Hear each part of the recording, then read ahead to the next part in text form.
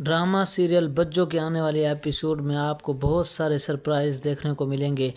اس میں آپ دیکھیں گے کہ روہیل کے ایکسیڈنٹ کی خبر سن کر شمو اسے ملنے کے لیے گھر جائے گی، لیکن بجو اسے دھکے دے کر گھر سے باہر نکال دے گی۔ وہ راستے میں گر جائے گی اور اپنی اماں سے کہے گی کہ مجھے کسی نے دھکا دیا ہے، اور جواد کو اس کی ماں ڈانٹے گی کہ دردانہ کے ساتھ اپنا رویہ ٹھیک کر لو۔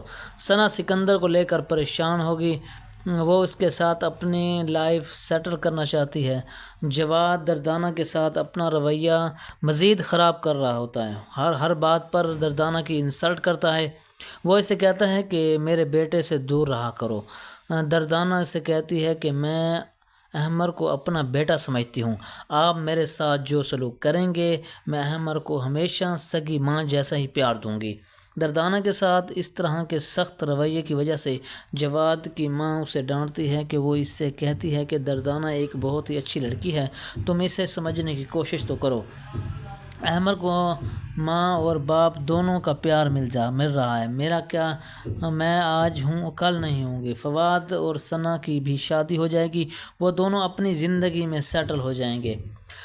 سب کیا کرو گے، تمہارے لیے بہتر یہی ہے کہ تم دردانہ کے ساتھ خوش رہنا سیکھ لو۔ فواد اور بشرا بہت پریشان ہوتے ہیں کیونکہ کوئی بھی ان دونوں کے ساتھ نہیں دے رہا ہوتا۔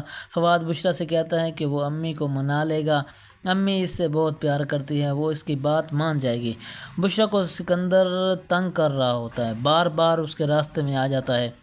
وہ فواد کو یہ سب بتانا چاہتی ہے لیکن نہیں بتا پاتی کیونکہ وہ سوچتی ہے کہ فواد ایک مرد اور وہ میرے بارے میں غلط خیال کر سکتا ہے۔ روہیل کے ایکسیڈنٹ کو لے کر سہیل بہت زیادہ پریشان ہوتا ہے، وہ ہاسپٹل میں اس کے پاس جاتا ہے۔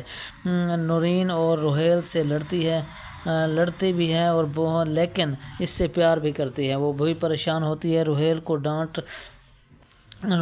ٹانگ پر فریکچر آ جاتا ہے، اس کی ماں اور بشرا اس کے لیے دعائیں مانگ رہی ہوتی ہیں، لیکن بجو کوئی بھی پرواہ نہیں ہوتی۔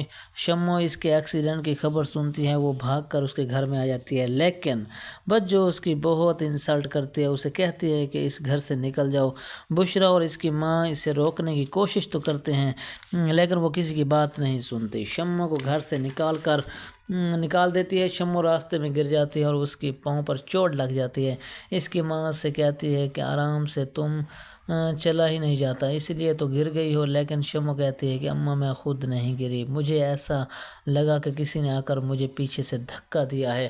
مگر اس کی ماں کہتی ہے بیٹا ایسے کیسے ہو سکتا ہے، تو وہ کہتی ہے کہ مجھے بجو نے گھر سے نکال دیا ہے اور مجھے پیچھے سے آ کر زوردار دھکا دیا ہے جس کی وجہ سے میرے پاؤں پہ چوٹ لگ گئی ہے۔ بچو اپنے گھر میں بہت زیادہ پریشان ہوتی ہے کیونکہ سب لوگ اس کے خلاف ہوتے ہیں، مگر بجو کہتی ہے میں بھی اتنی کمزور نہیں ہوں کہ تم سب لوگوں سے ڈر جاؤں گی، میں ایک بہت ہی بہادر عورت ہوں، میں تم سب کا مقابلہ کروں گی، میں جیسی بھی ہوں بہت اچھی ہوں، تم لوگوں سے کم از کم میں بہتر ہوں۔